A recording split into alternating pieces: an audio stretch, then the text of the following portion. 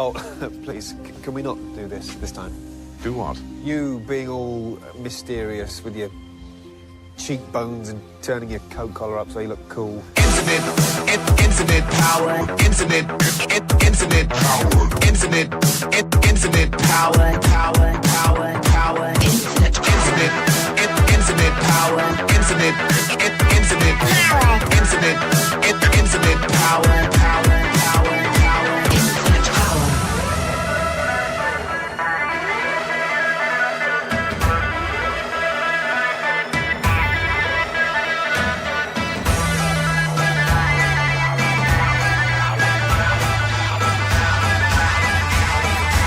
Infinite power. What's up, everybody? This is Dr. Andy Wilczak. This is episode 13 of Strength Check. Lucky 13. We made it somehow 13 episodes into whatever this project is. And I still don't know what this project is. And I don't know if you know what this project is. If anybody knows what this project is, please let me know. I would genuinely appreciate some insight into where this podcast is going. So this week we're going to keep talking about Giuseppe Petrosino, who we introduced last week as the foil for the dreaded Black Hand Society. And we're going to talk a little bit about mental health this week as well. So Petrosino is interesting because he is, by my count, the fourth person involved with law enforcement in the early 20th century who was given the nickname of Sherlock Holmes. Petrosino was the Italian Sherlock Holmes. There are two American Sherlock Holmes, there's a woman Sherlock Holmes, and I imagine as I keep going, I'll probably run into a few more Sherlock Holmeses, a whole Watson of Sherlocks. I don't know. That joke didn't go over well, but I appreciate it. So, anyway, Petrosino was basically the man, right? He tolerated, or maybe tolerated isn't the right word, he endured a tremendous amount of discrimination against Italians in New York City. And like we talked about last week, the Black Hand was really running rampant through the city, targeting Italians who would come in. Anybody who was a successful business owner was probably going to get an extortion letter from the Black Hand Society. They were pretty brutal. And I think they represent in American history this sort of transition away from the types of gangs that immigrants, at least Italian immigrants, had been involved with when they first started coming to the United States, and transitioning into what we think of today as organized crime, at least for those immigrants who managed to get caught up in this type of problem. So anyway, Petrosino, he endured tons of harassment and disrespect from the department. He did this work every day knowing that the NYPD didn't really care about what was happening to his people. And I think I mentioned this last week too, that there were some within New York City who really just viewed the Black Hand Society as sort of like an out-of-control wildfire. And they just wanted it to run its course, and the more dead Italians, the better, right? People talked about how this type of behavior was just inherent in Italians. So there's no point in trying to stop them, and there's no point in trying to fight it. It's just going to happen, and let this fire blaze through their community and wipe them all out, essentially. Which would be a weird thing to hear today, right? We don't hear that sort of, I guess, fatalistic talk from law enforcement anymore, although there are certainly people in the community, and definitely within law enforcement, who would have similar views, not necessarily about Italian Americans, but other people, other ethnic groups. And I want to say, just as a side, I slipped up just now and made a mistake that I hate doing, which is hyphenating anything as -American. It drives me crazy. It's stupid. It's hurtful. It's, I think, sometimes ahistorical. And it sounds like it's something for another episode. So I will put a cork in that bottle of rage for now and pop that out sometime when we're looking for something to talk about. But anyway, Petrosino was really patient. He was really good at undercover work. He had no fear, really. He was a master of disguise, which is not something you would think of if you look at pictures of him, because he's just kind of this frumpy, doughy kind of guy. You wouldn't look at him and think that's a man who can blend into a crowd. But I guess maybe because he is kind of looks like how he looks. I just don't look at Petrosino and say wow, this man is like a magician. in terms of how he can pull one over on people. And he did it all the time. All the time. You know, at one point, Petrosino infiltrates this anarchist band in New Jersey and uncovers this plot to assassinate the president. And because he knew Teddy Roosevelt, he gets a meeting at the White House with President McKinley and tells McKinley and Roosevelt that there is this anarchist conspiracy to assassinate the president. And they look at him like he's a simple child, and they say, no. Almost like patting him on the head. Like, good boy, Joe.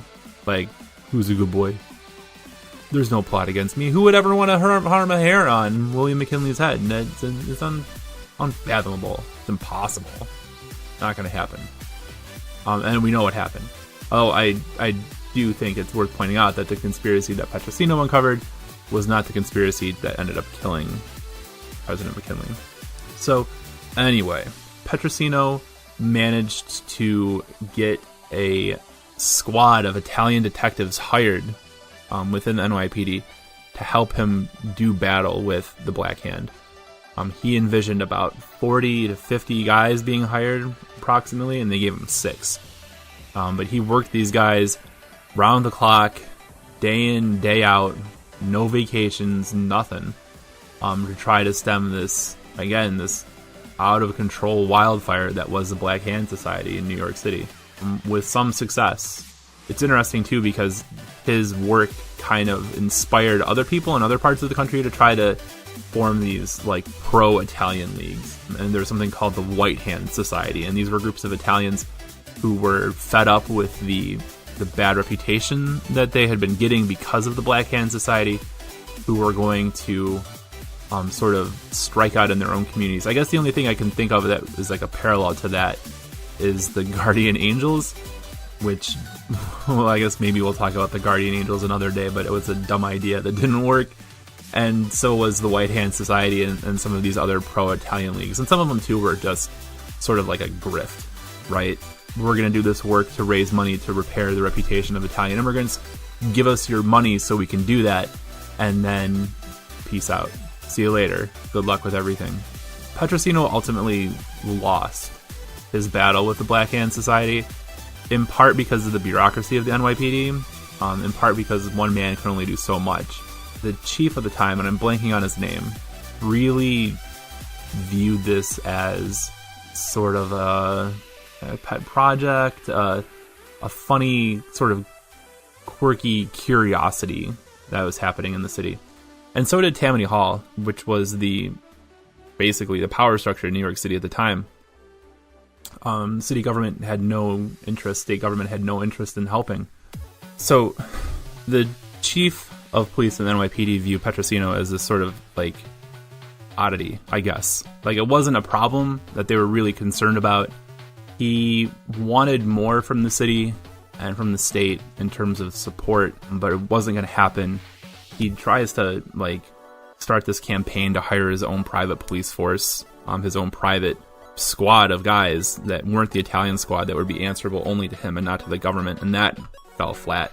Interesting to see how that would fly today. But anyway, Petrosino ends up being sent on this mission to Italy, the purpose of which was to find criminal records of people who had been sent to the United States, or actually just try to get into the Italian courts to prevent them from allowing people to emigrate with a allegedly clear record. So basically what was happening was guys who we consider black handers or mafioso in Italy, doing all kinds of bad stuff over there, were getting their records cleared by the court before they emigrated to the United States. So when they got to Ellis Island, they have basically a clean bill of social health and are admitted to the United States with no problem, and then just get back down to work. And so the view of the Americans, and especially of the NYPD, was that somebody needs to get to Italy to try to put a stop to this. And so it turned out to be Petrosino, which was really a terrible idea. Like, they knowingly sent him to his death because he had had lots of people deported already. So there's this whole, like, viper's nest of people in Italy waiting for him to come there, because now he's on their turf. And while he's the super cop in the United States, he doesn't have the same standing, he doesn't have the same resources, he doesn't have any of that once he gets to Italy. And Petrosino at that point was married. He had a daughter. He was very upset about going, but he wasn't going to say no because he was really dedicated to the job. And of course he goes. He's very out of place. He's very uncomfortable. He tries to make the best of what he can, and then he ends up getting killed in public. And people knew who did it, and nobody would talk. So Petrosino doesn't really have a legacy that other major law enforcement figures that we might talk about on the show do. He doesn't have like a lasting impact, I guess, compared to guys like William Burns, who's another Sherlock Holmes, or Bill Parker, who we'll talk about later on.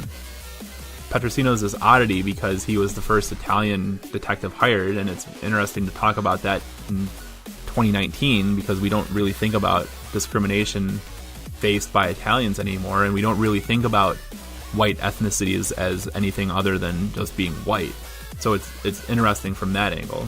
The Black Hand Society does eventually fade away, kind of on their own, in part because, well, there were some immigration laws that were passed. Nothing as harsh as what people were trying to get done. But really, it was Prohibition that ended it. And so we'll have to talk about Prohibition another day, because that was one of the biggest mistakes in American history. That now almost 100 years later, this coming January will be the centennial of Prohibition. We're still paying the price for. But that's for another time. I also think Petrosino is remarkable because of this moniker that he got as being Sherlock Holmes. And like I said at the top of the show, there were several other law enforcement, criminal justice system related people who had that Sherlock Holmes sort of nickname. Basically anybody who was really clever and who was really persistent, it seems like, got that title of Sherlock Holmes. And I got to thinking about it, and it's not really something that you hear so much anymore. You know, the character Sherlock Holmes enjoyed a little bit of a renaissance a few years ago with a movie and the show, but it's not something that we really like throw around. You know, I at least I haven't seen anything in the news of a cop solving some sort of really challenging case and being called, you know, the Sherlock Holmes of Northeast Pennsylvania or something like that. And it almost seems ridiculous to say that out loud, too, right? Because I think we know that not only would that label not be applied, I think we also know that that level of police work just doesn't happen anymore. And it doesn't happen anymore because it's not necessary anymore, right? So think about it. Like, think about all of the things that you have given up in the last, I don't know, if you're old like me, in the last 20 years, right? All the stuff that you've given up. So we seamlessly transitioned into a society where everybody is on camera basically at any given time. We seamlessly transitioned into a society where the government can listen to our phone calls without really any sort of probable cause.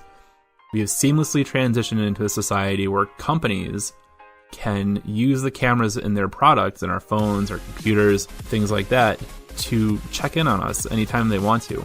Our ATMs have cameras.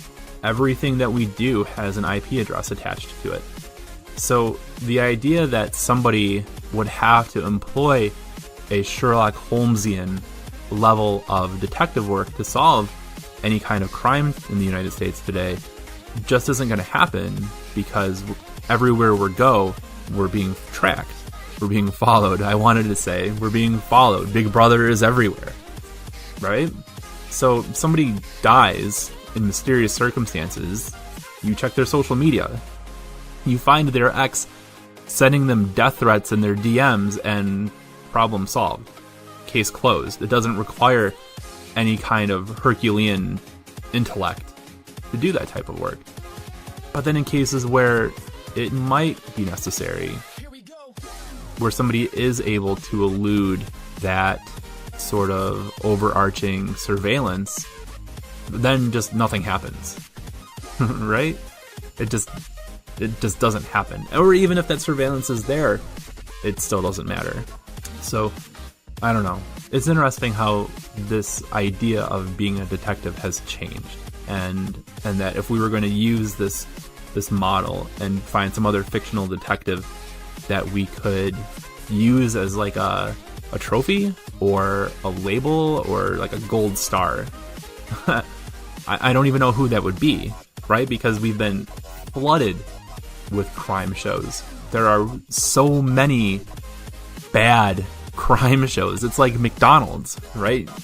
You can go to McDonald's and you can come away full and feeling bad about yourself, and you can watch an hour or 2 or 3 of any number of really generic crime shows or superhero shows, if you want to throw that into the umbrella of crime shows, and come away from it feeling full, but maybe not like really satisfied, right? So like, who would be the Sherlock Holmes today? Like, you're gonna call some cop like he's the Olivia Benson from Northeast PA. Like, I don't know. I don't think that's gonna happen. So I guess the larger question is like, are we okay with that? Are you okay with that? Are you, of the dozens of listeners of Strength Check sitting here listening to the show right now, comfortable with the fact that, aside maybe from matters of national security, that there aren't really everyday, workaday law enforcement who would be able to get that label or that title of Sherlock Holmes? The Sherlock Holmes of Detroit, the Sherlock Holmes of Chicago, the Sherlock Holmes of Wilkes-Barre, Pennsylvania. It sounds antiquated. It sounds silly to talk about that now, because all we care about is drugs. Everything else, somebody's watching. Even the drugs, people are watching. But that seems like prohibition stuff, and we're on drug stuff, and we're not there yet. We got a ways to go before we get there. Kind of a life lesson, I guess, about the journey, something like that. And so while we're talking about the journey, let's talk about mental health real quick. So last week we talked about nostalgia. By we, I mean I talked about nostalgia and all the things that I'm nostalgic for, all the things that just happened like a few minutes ago that I find myself saying, you know, the good old days of 8 p.m. Man, we just had it so good. We're so much younger then, we're so much wiser now. And how silly it is, right? How silly it can be to allow our identities to become completely trapped in this sort of nostalgic quicksand of music and movies and shows and fashion and just that time. People do it all the time without really looking forward to the future. And so I have this problem. Okay? Let's talk about this problem I have. I have this problem where I never, ever, ever, ever feel satisfied that I'm working hard enough. And so part of this problem stems from some like larger sociological stuff, right? Men in the United States are socialized to identify with our work more so than anything else. We're not socialized to identify with art. We're not socialized to identify with our families. We're not really even socialized to identify with athletics so much. Although obviously that's not something that has the same issue as the other two I just mentioned. We are socialized to think about work first. Our whole identity comes from work. And so there's that. The other issue, I think, is, again, just very generally, in American society, we all work too much. Like, it's an American thing. We take fewer vacations, we travel less, we do less than other people do. And because of the time that we live in addition to having sort of this cultural workaholism, work too damn much. Everything's so expensive too, so we can't take vacations and we can't travel, and most people are working jobs. Most families are working as many jobs as possible to make ends meet. So that idea of having like luxury time is just not a thing that exists. So I have internalized this as much as anybody else. I'll also say that because I am, as of tomorrow, going to be 700 days sober, I have sort of given myself, or have been on this guilt trip of incredible magnitude for the last almost 2 years, where I look back at the time, all of the nights drinking and the self-destructive behavior that I'm now out of, and I think to myself that I lost so much time, that There are so many things I should have done that I could have done. So many people I could have helped. So many projects I could have worked on. So much writing I could have done. Reading I could have done. Things I could have done that I didn't. And so now I perpetually feel like a car that like the engine hasn't shifted. The transmission hasn't shifted, and the engine is just making that like it's almost gonna explode. Like if you go much longer like this, it's gonna do some damage. Like that's what I feel. Like I need a gear shift, and I don't know how to make that happen. Now I'm telling you this not to try to garner any sympathy. I'm not trying to look for advice. I'm not trying to find people telling me just to accept what I have and be happy with everything I've accomplished. Because honestly, when people tell me how much I've accomplished and how proud they are, I internalize that as being like mocked. like my anxiety tells me that I'm being made fun of when people like. It always sounds like, oh, you've done so much. You've been so accomplished. Bleh. Like, it's not, in my mind, it's not real. And it's not praise that I deserve because I should have been doing so much more. I could have been doing so much more. And so, like I said, I'm not telling you this to try to gain any sympathy or get any advice or anything. I just want you to know that this is a thing that happens, people. And I know I'm not the only one going through it because I'm not so delusional to think that I am the only person in the world with any problems. I'm a sociologist after all. I'm not allowed to think that way. But in the name of mental health advocacy, I think that it's important to just, on this show, considering the work that we're trying to accomplish with Play for Progress and considering my efforts to try to be more of a public scholar and do more public-facing and forward-facing work, that here's an example of somebody who is allegedly really accomplished, who's done some stuff, who seems to have it together, who does not feel at all together. And that's cool. So we can be lost together. Right? Right. So the last thing that I want to talk about this week real quickly, as a programming note, we are still trying to find our footing with this show. Part of me really loves doing nights like this where it's just kind of free-flowing improv, crime history, mental health stuff. Part of me says to sever those two and make a show that is just crime history and a show that is just mental health and a show that is just pop culture and a show that is just whatever other things come into my mind. And I don't know what to do. So if you have any suggestions or any ideas, or there are parts of the show that you've really enjoyed that you want to hear more of, and parts of the show that have not really landed as well for you personally, please let me know, and I will take that into consideration. Although next week I think we're going to talk about fans and how fans have too much power. So I don't want to give you the reins to the show. I'm just looking for a little insight. An insight check. Well, thank you as always for listening. The show is produced by the incomparable Mark Warren. Mark looked at this around 8 minutes and 47 seconds and thought, this is tight. Oh, hi, Mark. You can contact the show at strengthcheckpodcast@gmail.com or on the Red Hot Twitter machine at strengthcheck. You can also get at me on Twitter at HeyDrWill. That's HeyDrWill. That's it for this week. Be good, everybody. See ya. Bye.